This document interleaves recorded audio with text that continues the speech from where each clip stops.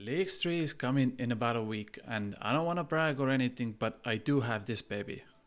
So you better listen to me, okay? Now I'm gonna tell you everything you need to know about this, so you don't have to do like 27 hours of research on wiki only to find out that yes, indeed, a lazy cat can beat a level 3 in one-on-one combat.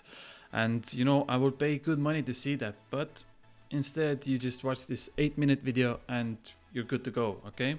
So let's get this started. Before we start though, I think we as players are not supposed to know this yet, but look at this picture and tell me what you see. This is our spawn point, I think. Look at what's behind the sage. You see those beehives? There is only one place in RuneScape that has those, and that's right here. So it's safe to assume that this is where all players start off. Just putting it out there, okay? Anyways, let's start.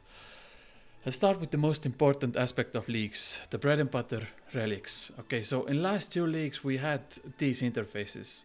Let's look at a few just to show you what's gonna happen this year. So it's simple, you gain points, you unlock a relic and move on. This year, however, things are gonna be a little different. So these are some relics from last year's league. In this section we have 3 combat relics. Let's look at quick shot. And how this year things are gonna work is basically all 3 effects are separated, and those are called fragments. Let's say you spawn, you kill a man and you get this fragment. Now you can activate it on your interface and you get a small buff on your range attacks, right? 10 minutes later you kill another guard and you get the second fragment. And after you collected all 3 fragments of the same relic, you get a set effect, which in this case is something really powerful related to ranged. Every fragment has 3 effects: base effect, active effect and set effect. So the base effect is the easiest to understand. If you activate the fragment, you level up the fragment. Easy, right? So let's say you activate your fishing fragment and you start fishing. That fishing fragment has 3 base effects: level 1, level 2 and level 3. So as you keep fishing, you keep leveling up your fragment, and at level 3 you have the base effect maxed out, right? Let's say this fishing fragment has a set effect. If you have 2 different fragments unlocked, you will gain a set effect on this fragment, which could be something like, I don't know, every time you gain fishing experience you have 1% chance to gain a clue scroll. This is only unlocked if you have multiple different fragments in your fragment slot. Now, let me show you this picture. This is gonna be the interface where you activate all your fragments. You can only do it in a bank or near the sage, which we established is gonna be between Caterby and Sears Village. So let's start with the basics. Up top you have the numbers from 1 to 7. This is your fragment slots. As you progress your account through 6 weeks of league, you unlock more of those. Now let's say you have all 7 fragment slots unlocked and all fragments are maxed out. Like, can you imagine the kind of buffs you can get from this? Like, remember in Leagues 2 where you had this endless harvest relic, you had infernal gathering and you had tier 6 or something unlocked, and you just got a single shark. Now what you got was 32 times the experience from the shark. You got 2 sharks at the time, both of them were cooked and both of them were banked, and all of this was with only 3 requirements. Now imagine you have 4 extra slots to boost that up. So you can just I can't wait. I can't wait to see what people come up with 7 slots. It's absolutely insane.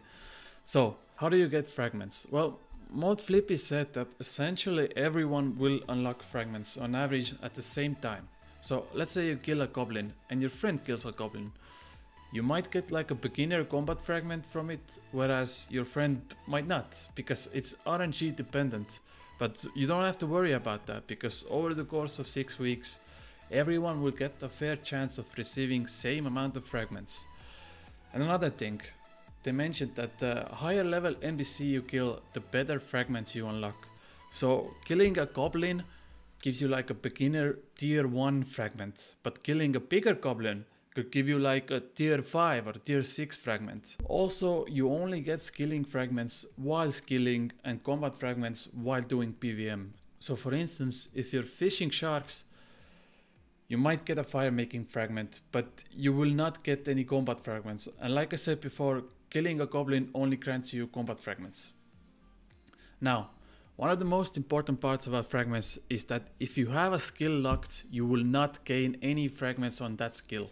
We already got information that 3 skills we start with are defense, thieving and fishing, and you get to choose one more combat skill at the start. So let's say we pick a mage. That means killing a goblin can only give us mage and defense fragments, and let's say pickpocketing a man will only give us fishing and thieving fragments. That is so important in optimizing your routes and doing everything right. If you are someone like me that has no life, then this information is vital just for good results. It's important that you don't just sit around in a bank and do fletching all day if you actually want to have a good progress on your account. Jagex also stated that you can get fragments from pretty much any activity on RuneScape, so skilling, bossing, clue scrolls, mini games, everything and so on. So doing as much as you can will give you the most progress. But before we go, before we go, please come 18 January.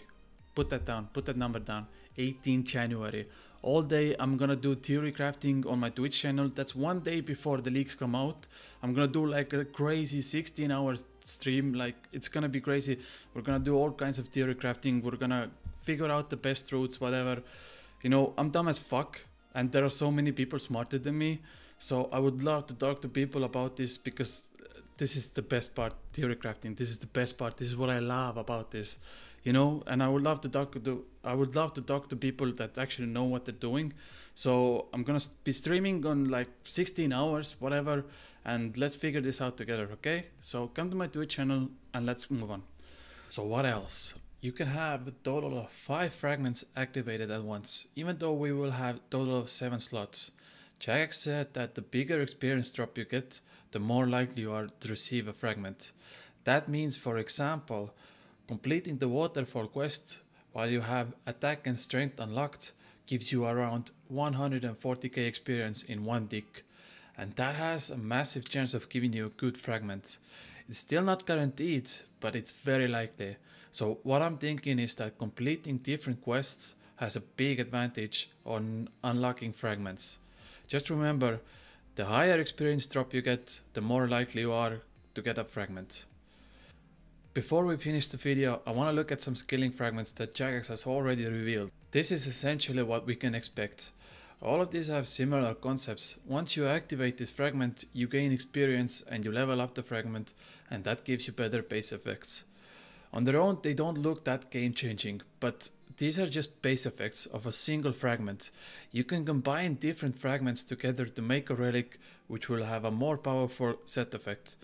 Imagine you can combine all these 4 fragments into one relic and you might get something absolutely crazy, like doing any skilling activity related to those fragments gives you like extra 10 times multiplier experience or something crazy like that. So far, the only set effect we have is this one. Essentially what it says is that the more HP you're missing, the more damage you do, and it goes up to 4 fragments.